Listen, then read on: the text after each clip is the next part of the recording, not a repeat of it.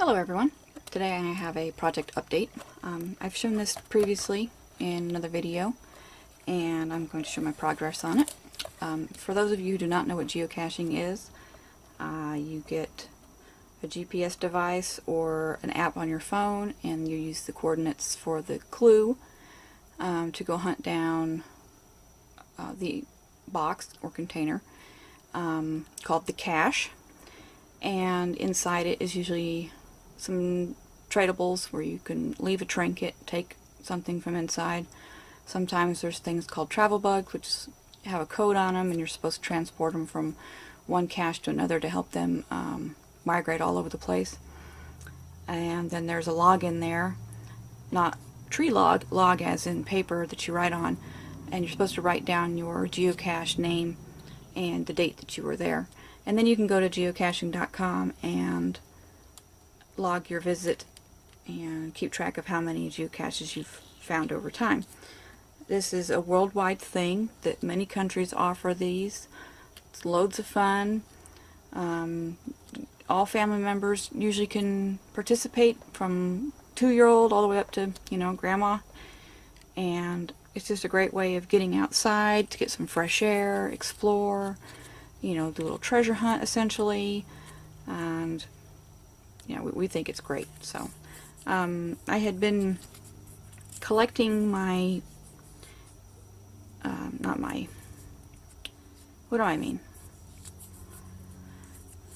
I had been taking pictures of each log, or cache as I find them, and uploading them to a folder I have on Facebook. And I wanted another way of doing it in case I stopped using Facebook, then I would still have a proper collection of my photographs. So I printed them out and I've included them in this book. So this started off as a plain craft colored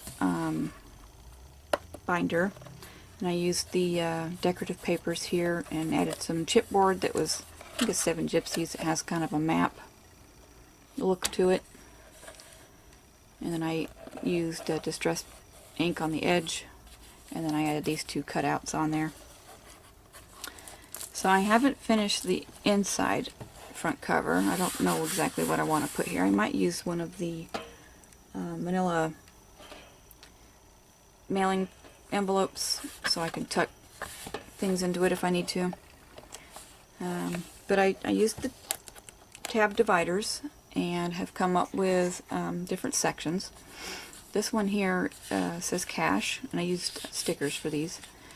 And I don't have pictures yet of what I will want to put on here, but the different sizes. This is a micro cache. It is that big. That's about actual size. Then there's usually another size a little bit bigger than that. It's, maybe about like this. And then sometimes there's an ammo can, which is about like that, and about that tall. And then we've never found them, but there are sometimes, really big ones. So I was going to put a picture of, the assorted sizes, and, I've put micro here, of course, because that's a micro cache. This actually has a magnet in it, and it usually is put in very hard to find places. It's, very, very fun to hunt for these ones. You usually want to hide them someplace that it's not easily seen from a distance, because what they call muggles, which is people who don't do geocaching, you don't want them to see it and take it, thinking it's something worth taking. So that's usually, hidden a little bit where you kind of have to look for it, but you won't see it if you don't know that there's something to look for. That makes sense. So, achievements, I kept this. I decided this would be a fun page to fill in. And so far what I'm doing is, here's my first one we found. There's the date, our 25th one, 50th. When I hit 100, I'll put that there, and I'll just continue on different milestones for our geocaching time.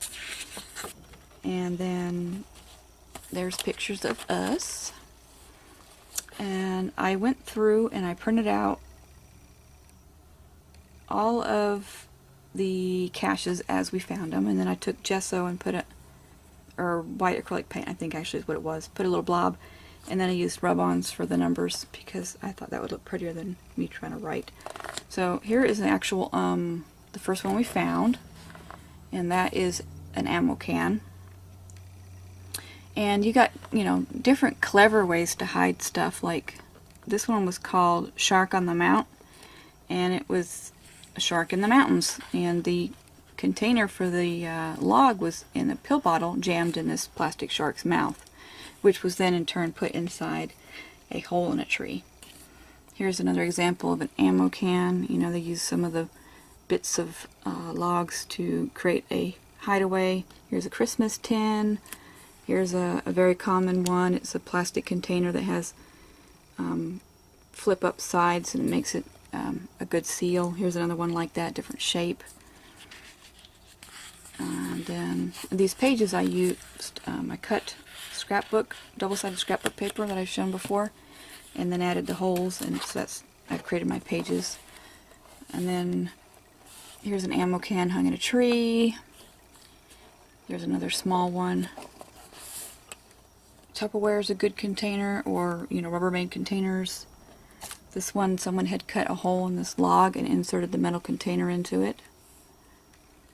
You know, old snack containers, that anything that seals tight, that you can make sure that bugs and moisture don't get into them, will work. This was a public event called a CITO. CITO is cash in, trash out.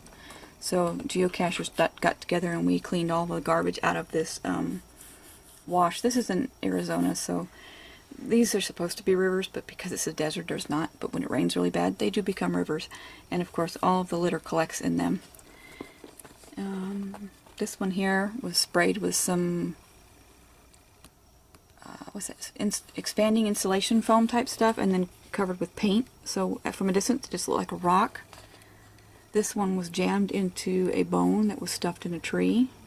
You know, all kinds of neat ways of doing them. When I'm finally finished moving around due to the Air Force, I want to have a few caches of our own for us to take care of and enjoy, and watch other people find them. This one here is our last one that we found while in Arizona. This is one we found in Texas on our way to Louisiana, and then starting here is all of our Louisiana finds. My husband and I went away for a weekend and we found a bunch, starting from right here. And we found all of these. Here's another microcache, little magnet. This is one done by the State Parks Department. Several put up in trees. Here's one using plumbing portions. And then I have 3 more from a little day trip my husband and I did that I haven't printed out yet, but I can put them in here. So anyway, more pages I cut to fit. I put a few of these plastic inserts in so I could shove pictures of things. Swag means stuff we all get, which essentially is the little treasures you find in the container. I'm going to take some pictures. I used the word treasure up here with some alphabet stickers, but I'm going to put pictures of some of the little bits and bobs that I've traded with the different caches. So here's a few more extra pages I put in, and then CITO, cash in, trash out, and some pages there. Here is this is puffy letters. I'm going to add some more of these on the different pages for some of the terminology we use while doing geocaching. BYOP means brings your own pen. DNF is did not find. FTF is first to find. Usually the first person to find a brand new cache that's been put out receives a special treasure. TFTC is thank you for the cache. Thank you for the hide. Took nothing, left nothing, meaning you didn't put anything in and didn't take anything out. Took nothing, left nothing, signed the log. SL. Took nothing, signed log. I don't remember what that one means. I'll have to look at. But anyway, that's just a few of them. This was some of the litter that we had gathered and one day when we were doing some geocaching. I usually have plastic grocery bags in my geocache kit, and I try to fill them up while we're out exploring. And part of that's from scouting. I was a Girl Scout, my daughter's a Girl Scout, my son's Boy Scout, and you know, the philosophy in scouting is leave no trace, and that means to leave things better than you found them, so you pick up other people's garbage while you're out doing your activities. This one here is labeled State. I have some wood veneer. I think it's basic gray. I'll have to look. State shapes, so I'm just going to put them on here, maybe randomly. I might try to recreate the United States, probably have to go this way with it. Of the different states we've actually been in and found caches, so we're at 4 at the moment. We've got Arizona, New Mexico, Texas, Louisiana. As we drove across, we made sure to pick up one in New Mexico and Texas, so that I can mark those states off as a place we found a geocache. So there's a couple pages for that. And then this last one I labeled which is miscellaneous. And back here is just going to be random things. This we found at the highest point on this mountain in Arizona. And this is not a geocache, this is a hiker's cache. So they had this thing up there for a totally different reason, but it happened to be at a point where you had to turn to go to somewhere else that you were looking. So that was just kind of like a happy accidental find. So just random little fun things. I have another picture somewhere of a special stone someone had made and painted on that was done as a memorial to a family member who had passed away and obviously had loved going up to that mountain range and doing activities. So that's what I've got so far for that. And I'm really going to enjoy adding more to it. I've got tons of space here for, you know, lots of pages of goodies to go in here. So this will go for a long time. And no, I think I took my logbook downstairs already. I have something similar to this that I keep track of, the geocaches I found. And it has, you know, like the difficulty level, any tidbits of information about that particular cache that was interesting. I'm just looking real quick to see if maybe it's still up here under some of this stuff I moved around. No, I do believe it's downstairs. Who found it first?